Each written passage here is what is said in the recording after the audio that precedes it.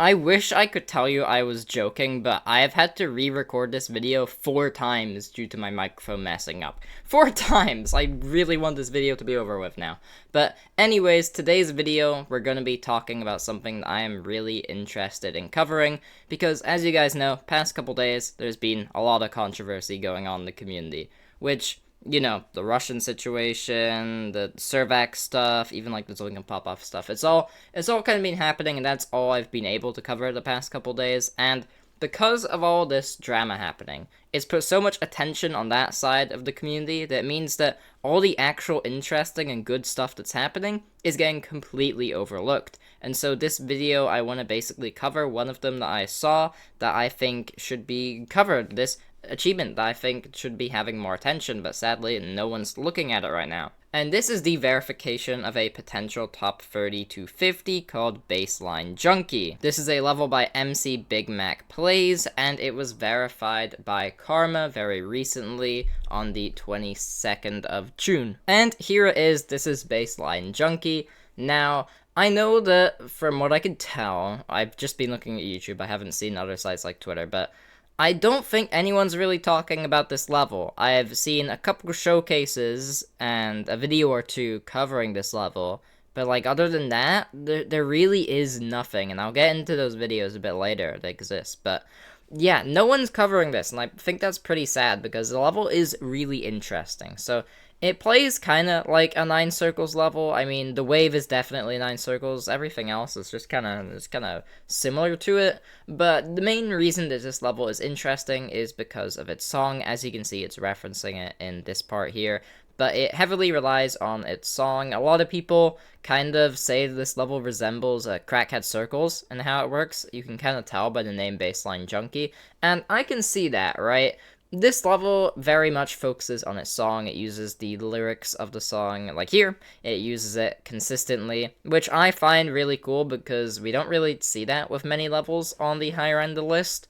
We have what? I can name you like The Plunge, Cosmos, and kind of 7 Club Step, kind of. I guess not really, that's just noises that sound like voices. But you get the point, right? There's not really much that happens when it comes to lyrics and GD levels at the top of the game, so it's cool that we see it here. I guess it's anathema as well. But it's one in a couple, right? And I think that this is just really cool to see actually get verified. Now, we can look a bit in depth into Karma's journey here. We can see that a month ago, Karma got 53% on the level. Now, this is the first official real video on the verification. However, Karma has played the level before. This isn't really the first time Karma played it, as Karma says that apparently a 46% run did exist on this level prior, he just didn't upload it. So the level did come in with progress, and then as the weeks went on, we didn't actually really see much in terms of its verification. We saw a run posted of 35 to 100 on Andromeda as a next hardest, which was really intriguing, and for the most part it looked like Karma dropped the level to play Andromeda, but no, looks like Karma was playing it in the background, but also buffing it in the background. Because as we can see here, it is now estimated to be top 30 to 45 by the time Karma got 63% on the level. With now Karma stating around this time, 6 days ago, that it was around Firework in difficulty, probably harder than Firework. And I am very much inclined to believe that, because by going on to Karma's stat viewer here, we can see that Karma is a very, very good player. And not just that, but Karma beats a lot of levels that are different. They all play very different to each other, which is what you want to look for when you're trying to see someone's opinion on a level. Right, we have stuff like Junkie here, which is a really hard level. It's probably the hardest of that skill range. If not, it's actually probably a step above the Firework range. But then also we have stuff like Slaughterhouse and Scoop and Circles, so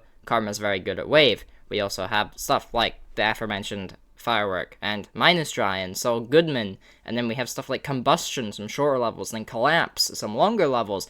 We have levels that are heavily focused on 2.2, like the Plunge. We have poorly rated levels like Ordinary, and then we have higher rated levels like Oblivion. We have Atomic Cannon Mark III, Truefat, Henke. These are all very different levels that all tackle incredibly different things, and so it's, you know, cool to see this, but it also means that Karma probably can estimate difficulties very well. Karma isn't kind of really good at one game mode. It's gonna outweigh the difficulty perception of a level like this, which is more wave focused. Also, I'd like to note Karma is a very OG player when it comes to at least list completions. We have stuff like the Yandere, Arctic Lights, Lazaretta, Macabre. This is some older levels on the list. I know it sounds weird to say these are older levels that are legacy, but when you look at the history of the demon list, these are actually pretty decently old levels now. And also, all of these make Karma a really good player just in Portugal in general. I don't know if Karma is actually from Portugal, but if Karma is, then they're the second best player, I believe, behind Tiago. Obviously, the stat of 57 is a bit skewed because, again, the Russian community drama, 10 of them or so have all quit the stats viewer, they're not on it anymore, so everyone moved up 10, but still, even despite that, this is a really cool and high ranking, and I need to congratulate Karma from that. Again, I'm not going to be covering those stuff anymore. There's more stuff that has came out about that situation, but I don't want to cover it. I want to cover positive stuff now. So we're going to just talk about this level a bit more. Because Karma then went on to get 77% on Baseline Junkie, and then not even a week after that, we saw the level finally get verified. Is a top 30 to 50 now officially. Now, it does say fluke from 77, but that fluke's a bit up to interpretation because the ending is one of the easier parts of the level. Karma stated it specifically in the description of one of these videos. I believe it was the verification one. But yeah, even despite that, I feel like anything that is further than a 20% fluke on the level, so anything that's like below 80 to 100, that still counts as a fluke, right? Unless it is a very, very specific case of a level being, like, stupidly easy at the end. I think that we can class 77% as a fluke. Especially on a level this hard, right? It's a main list. It's not some level to just scoff at. Like, we're at the point where Tartarus is now decently deep into the extended list, right? These are no-joke levels. And there isn't really much more to say on that. Congrats to Karma for actually being able to pull through. Will the level get rated?